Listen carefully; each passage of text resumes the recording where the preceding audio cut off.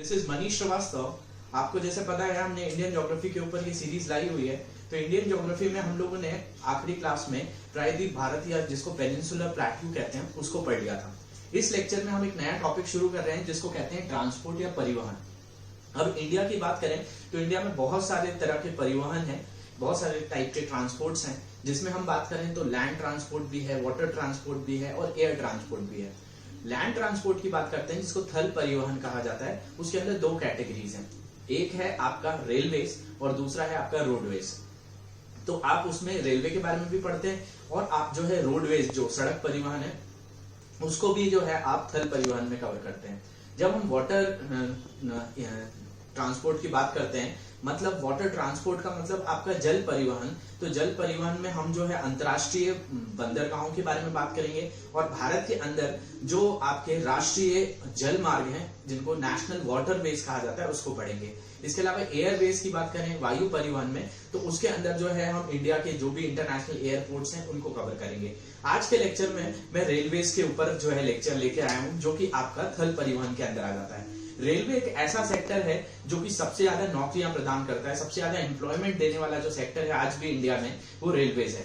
धीरे धीरे इसमें प्राइवेटाइजेशन जो है और ट्रिपल पी जिसको कहा जाता है पब्लिक प्राइवेट पार्टनरशिप ये स्टार्ट हुई है। लेकिन उसके अलावा भी जो आपको रेलवे से क्वेश्चंस आते हैं उनको हम लोग जो है एग्जाम पॉइंट ऑफ व्यू से कवर करेंगे। तो सबसे पहले इसकी हिस्ट्री समझते हैं कि रेलवे कहां से शुरू हुआ इंडिया में और उसके बाद का जो है आज कैसी स्थिति है रेलवे की उसको हम लोग कवर करेंगे। तो सबसे पहली बात की जाए तो जब ब्रिटिश काल भारत में चल रहा था, जब ब्रिटिशर्स इंडिया में आए हुए थे, ब्रिटिशर्स वैसे 1600 में आ गए थे जो ईस्ट इंडिया कंपनी खोली गई थी जिसको क्वीन एलिजाबेथ ने परमिशन दी थी। तो शुरू में तो वो कंपनी के तौर पे आए थे और धीरे धीरे जो है उन्होंने अपना ही शासन शुरू कर दिया था। तो हमें ब्रिटेन के अंदर एक अधिपत्य वाला जो है राज्य कहा जाता था जिसको ब्रिटिश इंडिया के नाम से भी जाना जाता था। तो भारत जो है पूरी तरह से गुलाम बन चुका था। तो जब गुलाम बन चुका था तो पूरा का पूरा जो एडमिनिस्ट्रेशन था, प्रशासन था, वो किसके हाथ में था? तो वो पूरा का पूरा ब्रिटिशर्स के हाथ में था और ब्रिटिशर्स ही हमको पूरी तरह से जो है रूल करते थे और एडमिनिस्टर करते थे। तो उन्होंने अपनी सहूलियत के लिए कई चीजें शुरू करी भारत में, जिसमें से एक रेलवे भी था। अब रेलवे को शुरू करने का एक बहुत बड़ा कारण था कि उनके अलग अलग जो थे वो रियासतें थी, प्रोविंसेस थी जो उनके पास हुआ करती थी, जैसे कलकत्ता थी, बॉम्बे थी, मद्रास थी। तो यहाँ पे इनके मेन सेंटर्स थे और बीच बीच में छोटे छोटे उद्योग हुआ करते थे। अब इनके बीच में आपस में जो है कम्युनिकेशन हो, संचार हो, उसके लिए कोई ना कोई माध्यम तो होना जरूरी है। तो उसके लिए उन्होंने जो है रेलवे की शुरुआत की थी और रेलवे की शुरुआत का सबसे बड़ा जो क्रेडिट है वो जाता है डलहौजी को।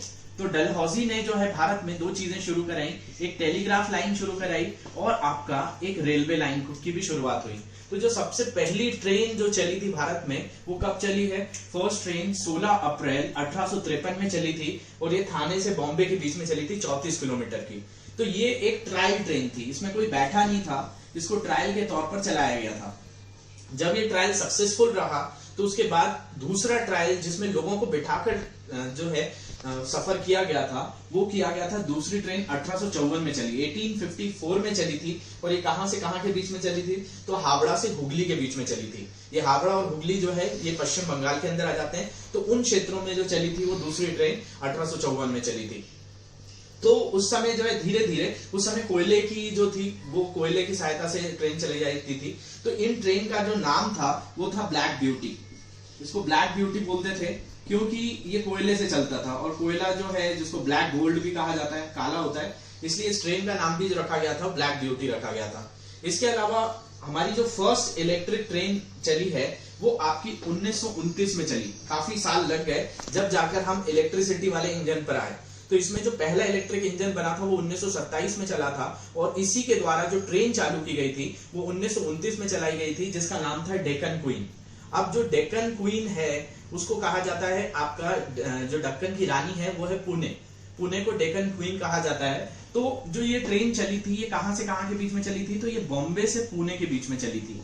1929 में ये पहली इलेक्ट्रिक ट्रेन चली है भारत में जो इलेक्ट्रिक इंजन वाली थी, ये 1929 में चली थी। इस ट्रेन का ही नाम रख दिया गया था दक्कन की रानी या डेक्कन क्वीन। तो ये चीज आप याद रखेंगे। उसके बाद भारत आजाद हुआ, रेलवे को जो है पूरी तरह से जो बोला जाए कि एक ऐसा सेक्टर बनाया गया जिसके 100% शेयर जो है वो भारत सरकार के पास है। तो ये पूरी तरह से जो है आपका जैसे आप अभी भी सुनते हैं कि ऐसा नहीं है कि आप कोई दूसरे प्राइवेट कंपनी की कोई ट्रेन चलते हुए सुनते हैं कि ये रिलायंस की ट्रेन चल रही है, या ये जो है किसी भी तरह से जो है किसी अडानी ग्रुप की चल रही है, या टाटा ग्रुप की कोई ट्रेन चल रही है। आप जो भी सुनते हैं वो सुनते हैं कि भारतीय रेल चल रही है, इंडियन रेलवेज चल रही है। तो इंडियन रेलवेज का चलने का मतलब ये है कि हमारे यहाँ जो पूरी ट्रेन है उनका जो ऑटोनॉमी है वो भारत सरकार के पास है। तो ये भारत सरकार ने पूरी तरह से इसको जो है नेशनलाइज कर दिया गया था, राष्ट्रीयकृत कर दिया गया था इसको। और इसके बाद धीरे धीरे जो है रेलवे का सुधार होता चला गया और कई चीजें शुरू हुई। तो इसी में अगर हम बात करें तो भारत में जो सबसे पहली मेट्रो ट्रेन चली थी वो 24 अक्टूबर को चली थी, जिसका उद्घाटन इंदिरा गांधी ने किया था और ये कोलकाता में चली थी। तो अगर प्रश्न आता है एग्जाम में कि पहली कौन सी ट्रेन चली है भारत में, तो वो कोलकाता मेट्रो चली है 1984 में 24 अक्टूबर के दिन चली थी, और ये इंदिरा गांधी ने इसका जो है उद्घाटन किया था, इनॉग्रेशन जो है इंदिरा गांधी ने किया था। इसके बाद 1990 में एक और चीज शुरू हुई थी जिसको कहते हैं कोंकण रेलवे। ये कोंकण रेलवे जो है, कोंकण क्षेत्र जो है वो गोवा का कहलाता है, जहां पे कोंकणी भाषा बोली जाती है। तो एक रेलवे शुरू हुआ था जिसको कोंकण रेलवे कहा जाता है, और ये जो है आपका महाराष्ट्र से लेकर आपका मैंगलोर के बीच में इसको शुरू किया गया था, और ये इसके बीच में कनेक्टिविटी थी। मतलब महाराष्ट्र के अंदर से गोवा होते हुए कर्नाटका जाने वाली जो रेलवे लाइन चालू की गई थी उसको कहा जाता है कोंकण रेलवे। इस कोंकण रेलवे में भी एक खासियत है कि इसमें एक बहुत अच्छा जो है रिमोट सिस्टम है, जिसमें एक ही ट्रैक पे अगर 2 ट्रेन आती हैं तो वो जो है ऑटोमेटिकली रुक जाती हैं। ये सिस्टम इजिप्ट ने भी जो है हमसे लिया था। तो ये जो है 1990 में कोंकण रेलवे शुरू हुई थी, जो कि आपका महाराष्ट्र वाला जो रीजन है वहां से लेकर ये मैंगलोर के बीच में चलाई गई थी। तो ये चीज आप याद रखेंगे। इसके अलावा 25 दिसंबर 2002 को दिल्ली मेट्रो रेलवे कॉर्पोरेशन की शुरुआत हुई थी, जो भारत का सबसे अच्छा मेट्रो है। ये इतना अच्छा इलेक्ट्रॉनिक मेट्रो है कि ये पूरी तरह से बोला जाए कि लंदन मेट्रो और नॉर्वे मेट्रो के बाद जो है आता है। तो ये जो है आपका भारत का सबसे अच्छा जो है बोला जाए मेट्रो नेटवर्क कौन सा है, तो वो दिल्ली मेट्रो रेलवे कॉर्पोरेशन है। इसके अलावा मेट्रो और भी सारी जो है हमारे शहरों में चल रही है, जैसे जयपुर, बेंगलोर, महाराष्ट्र, चेन्नई, मुंबई, लखनऊ, आपका भोपाल और इंदौर में भी इसका काम शुरू हो गया है। तो 3-4 साल आने वाले जो है इनमें जो है मेट्रो शुरू हो जाएगी। इसके बाद बात करें तो हमारे जो कुछ फैक्ट अगर हम देखते हैं तो भारत में जो सबसे लंबा प्लेटफॉर्म है वो है गोरखपुर में। गोरखपुर का जो प्लेटफॉर्म है इसका नाम जो है Limca books of world record में भी आता है। इसके अलावा सबसे लॉन्गेस्ट रूट ट्रेन, जो सबसे लंबे रूट पे जो ट्रेन चलती है वो है विवेक एक्सप्रेस, जो कि आपका असम में एक डिब्रूगढ़ है। डिब्रूगढ़ से कन्याकुमारी के बीच में चलती है। लगभग 4200 किलोमीटर की ये दूरी तय करती है 86 घंटे में। तो ये भारत की सबसे लंबी ट्रेन है। इसके अलावा भारत में जो है बहुत सारे रेलवे जोन्स हैं।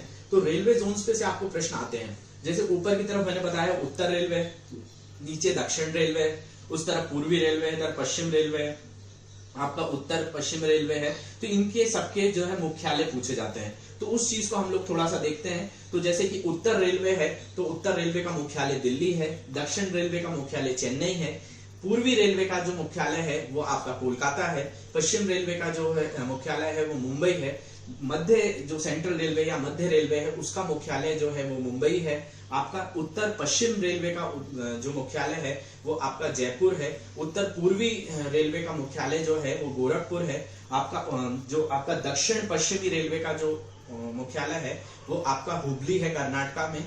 इसके अलावा दक्षिण पूर्वी रेलवे का जो मुख्यालय है वो भी कोलकाता में ही है। इसके अलावा जो आपका उत्तर मध्य रेलवे है वो प्रयागराज इलाहाबाद में है, दक्षिण मध्य रेलवे जो है वो सिकंदराबाद है, पूर्वी मध्य रेलवे जो है वो आपका हाजीपुर है। इसके अलावा पश्चिम मध्य रेलवे जबलपुर में है। आपका उत्तर सीमांत रेलवे जिसको नॉर्दर्न फ्रंटियर रेलवे कहा जाता है, जो उत्तर पूर्वी भारत में आ जाता है, नॉर्थ ईस्ट स्टेट में, जो असम का एक भाग है, वहां पे अगर हम बात करें तो गुवाहाटी में है। गुवाहाटी के बाद अगर हम बात करें तो ये आपका पूर्वी तटीय रेलवे जिसको ECR लिखवाया है ये भुवनेश्वर में है। और जो सबसे आखिरी में आपको फैक्ट याद रखना है कि 25 फरवरी 2019 में एक नया आपका रेलवे जोन शुरू हुआ था जिसको कहा जाता है आपका विशाखापट्टनम, वाइजैग। ये एकदम दक्षिण, जिसको साउथ कोस्टल रेलवे कहा जाता है, दक्षिण तटीय रेलवे। तो ये सबसे आखिरी में शुरू किया गया है दक्षिण तटीय रेलवे, जिसकी शुरुआत 25 फरवरी 2019 को हुई थी। और ये भारत का जो है सबसे आखिरी जो है बोला जाए कि जो अपडेटेड जो रेलवे हो गया है जोन, उसकी बात करी है। इसके अलावा कोलकाता मेट्रो का भी जो है एक मुख्यालय है जो कि कोलकाता ही है। तो इस तरीके से ये चीज आप याद रखेंगे। हमारे भारत में जो रेलवे की अगर हम बात करें तो बहुत बड़ा जो है नेटवर्क है रेलवे के बारे में। इसमें अगर मैं बात करूं तो जो आपका रेलवे के नेटवर्क है इनमें 7030 स्टेशन है, लगभग 1020 किलोमीटर का रेलवे ट्रैक है। आपके लगभग जो रेलवे स्टेशन जो मैंने बताया 7030 है, 6500 से ज्यादा हमारे पास लोकोमोटिव्स हैं, मतलब हमारे पास ट्रेन चल रही है। इसके अलावा ये 3 तरह से चलती है, ब्रॉड गेज, मीटर गेज और नैरो गेज, जिसको बड़ी लाइन छोटी लाइन सुना होगा आपने। ऐसे 3 तरह से चलती हैं ये लाइन। इसके अलावा जो है रेलवे में बहुत सारी कोच फैक्ट्रीज भी हैं, जैसे कपूरथला में है इसकी कोच फैक्ट्री, बरेली में है, पटना में इसके जो है रेलवे एक्सेल्स बनते हैं। तो इतना बड़ा जो है सेक्टर है आपका रेलवे का। तो ये जो चीजें मैंने आपको इस लेक्चर में बताई हैं ये आपको शायद समझ में आई होगी। अगर आपको हमारे लेक्चर्स अच्छे लग रहे हैं तो कमेंट सेक्शन में हमको जरूर बताइए, और किसी भी तरह के कोई सजेशंस हो तो वो भी दीजिए। Thank you.